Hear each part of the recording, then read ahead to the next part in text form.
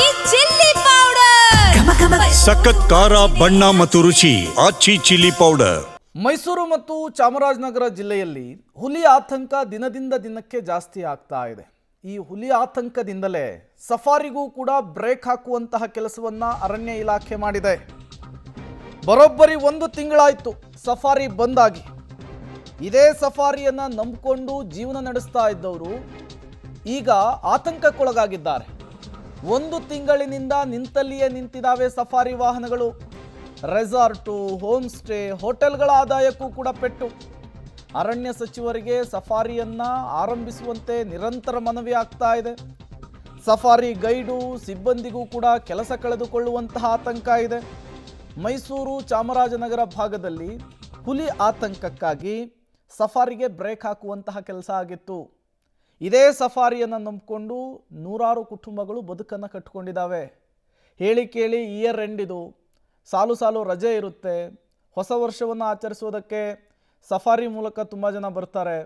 ಹಾಗಾಗಿ ಪ್ರವಾಸೋದ್ಯಮದ peak hour ಸಂದರ್ಭದಲ್ಲಿ ಈ ರೀತಿ ನೀವು ಸಫಾರಿಯನ್ನು ಬಂದ್ ಮಾಡಿಬಿಟ್ರೆ ಇದರ ಇಂಪ್ಯಾಕ್ಟ್ ಬೇರೆ ಬೇರೆ ವಲಯಗಳ ಮೇಲೆ ಬೀರುತ್ತೆ.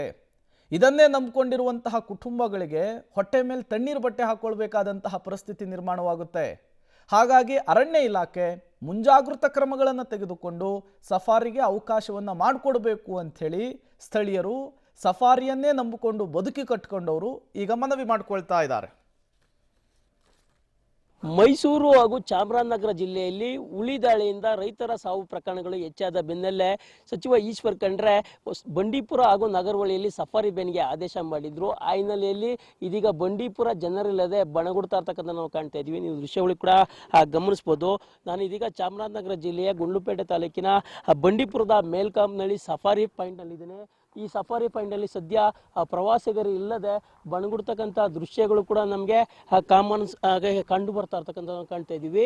ಈ ಒಂದು ದೃಶ್ಯಗಳು ಕೂಡ ಗಮನಿಸ್ಬೋದು. ಇದು ಸಫಾರಿ ಕೇಂದ್ರ ಅಂತ ಹೇಳ್ಬೋದು. ಈ ನಿತ್ಯ ಇಲ್ಲಿ ಟಿಕೆಟ್ ಖರೀದಿ ಮಾಡಲಿಕ್ಕೆ ನೂರಾರು ಸಂಖ್ಯೆಯಲ್ಲಿ ಪ್ರವಾಸಿಗರು ಬಂಡೀಪುರಕ್ಕೆ ಬರ್ತಿದ್ರು. ಮತ್ತು ಬಂಡೀಪುರದಲ್ಲಿ ಒಂದು ಸಫಾರಿಯನ್ನು ಮಾಡೋದ್ರ ಮೂಲಕವಾಗಿ ವನ್ಯ ಪ್ರಾಣಿಗಳನ್ನು ಕಣ್ತುಂಬಿಕೊಂಡು ಹೋಗ್ತಕ್ಕಂಥ ಒಂದು ಕೆಲಸ ಆಗ್ತಿತ್ತು. ಆದರೆ ಈಗ ಒಂದು ಸಫಾರಿಯನ್ನು ನಿಲ್ಲಿಸಿ 15 ದಿನಗಳಾಯಿತು. 15 ದಿನಗಳಿಂದ ಕೂಡ ಸಂಪೂರ್ಣವಾಗಿ ಈ ಒಂದು ಕ್ಯಾಂಪಸ್ ಖಾಲಿ ಆಗಿರ್ತಕ್ಕಂಥ ನಾವು ಕಾಣ್ತಾ ಇದ್ವಿ.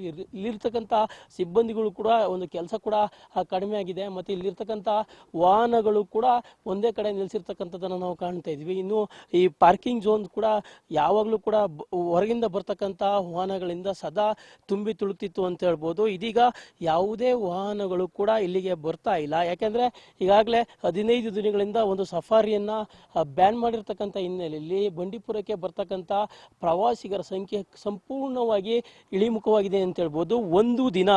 ಒಂದು ವೀಕೆಂಡ್ನಲ್ಲಿ ಈ ಒಂದು ಸಫಾರಿ ಕೇಂದ್ರದಲ್ಲಿ 7 ರಿಂದ 8 ಲಕ್ಷ ರೂಪಾಯಿನಷ್ಟು ಒಂದು ಆದಾಯ ಬರ್ತಾ ಇತ್ತು ಅಂತ ಹೇಳ್ಬೋದು. ಇನ್ನುಳಿದ ವೀಕ್ ಡೇಸ್ ದಿನಗಳಲ್ಲೂ ಕೂಡ 3 ರಿಂದ 4 ಲಕ್ಷ ರೂಪಾಯಿ ಆದಾಯ ಬರ್ತಾ ಇತ್ತು. ಆದರೆ ಕಂಪ್ಲೀಟ್ ಆಗಿ ಇದೀಗ ಒಂದು ಆದಾಯ ಇಳಿಮುಖವಾಗಿರ್ತಕ್ಕಂಥದ್ದು. ಮತ್ತು ಇಲ್ಲೇ ಪಕ್ಕದಲ್ಲಿರ್ತಕ್ಕಂಥ ಶಾಪ್ಗಳು ಕೂಡ ಕಂಪ್ಲೀಟ್ ಆಗಿ ಒಂದು ಬಾಗಿಲನ್ನು ಮುಚ್ಚಿದೆ. ಯಾಕೆಂದರೆ ಇಲ್ಲಿ ಸಫಾರಿ ಕೇಂದ್ರಕ್ಕೆ ಯಾರು ಕೂಡ ಬರ್ತಾ ಇಲ್ಲ ಪ್ರವಾಸಿಗರು. ಆ ಹಿನ್ನೆಲೆಯಲ್ಲಿ ಸಂಪೂರ್ಣವಾಗಿ ಇದನ್ನೇ ನಂಬಿಕೊಂಡು ಜೀವನ ಮಾಡ್ತಕ್ಕಂಥವ್ರು ಕೂಡ ಸಾಕಷ್ಟು ಜನ ಇರ್ತಕ್ಕಂಥದ್ದು. ಆದರೆ ಇದೀಗ ಕಂಪ್ಲೀಟ್ ಆಗಿ ಅವರ ಜೀವನ ಕೂಡ ನಡೀತಿಲ್ಲ ಅಂತಲೇ ಹೇಳ್ಬೋದು. ಅದಲ್ಲದೆ ಈ ಒಂದು ಸಫಾರಿ ಕೇಂದ್ರವನ್ನು ಆರಂಭ ಮಾಡಬೇಕು ಅಂತ ಕೂಡ ಇಲ್ಲಿ ಸ್ಥಳೀಯರು ಸಾಕಷ್ಟು ಒಂದು ಒತ್ತಾಯವನ್ನು ಕೂಡ ಮಾಡ್ತಾ ಇರ್ತಕ್ಕಂಥ ನಾವು ಕಾಣ್ತಾ ಇದ್ದೀವಿ. ಒಟ್ಟಾರೆಯಾಗಿ ಒಂದು ಬಂಡೀಪುರ ಈಗಾಗಲೇ ಸಫಾರಿ ನಿಂತು 15 ದಿನಗಳಾಯಿತು. 15 ದಿನಗಳಲ್ಲಿ ಬರೋಬ್ಬರಿ 2 ಕೋಟಿಗೂ ಹೆಚ್ಚು ಒಂದು ನಷ್ಟ ಸಂಭವಿಸಿದೆ. ಮತ್ತು ಇಲ್ಲಿ ಅಂದರೆ ಕೆಲಸ ಮಾಡ್ತಕ್ಕಂಥ ನೌಕರರಿಗೆ ಸಂಬಳ ಕೊಡೋದು ಹೇಗೆ ಅನ್ನೋದು ಕೂಡ ಅರಣ್ಯ ಇಲಾಖೆ ಅಧಿಕಾರಿಗಳ ಒಂದು ಚಿಂತೆಯನ್ನು ಕೂಡ ಹೆಚ್ಚು ಮಾಡಿರ್ತಕ್ಕಂಥದ್ದನ್ನು ಕಾಣ್ತಾ ಇದ್ದೀವಿ. ಕ್ಯಾಮ್ರಾ ಪರ್ಸನ್ ಕಾರ್ತಿಕ್ ಜೊತೆ ವಿಜಯ್ ಕುಮಾರ್, ಪಬ್ಲಿಕ್ ಟಿವಿ, ಚಾಮರಾಜನಗರ.